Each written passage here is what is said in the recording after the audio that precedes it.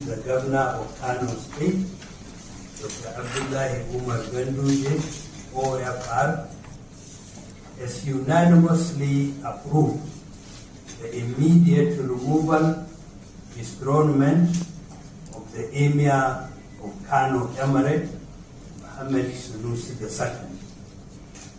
The Emir of Kano is in total disrespect to lawful instructions from the office of the state governor and other local authorities, including his persistent refusal to attend official meetings and programs organized by the government without any lawful justification, which amounts to total insubordination.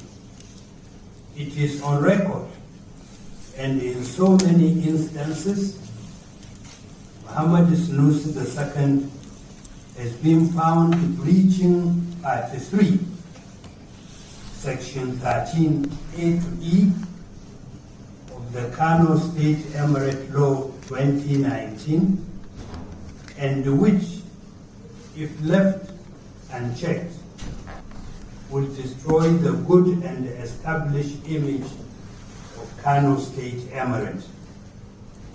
This removal is made after due consultations with the relevant stakeholders and in compliance with Part 3, Section 13 of the Kano State Emirate Law 2019 and other reasons stated above.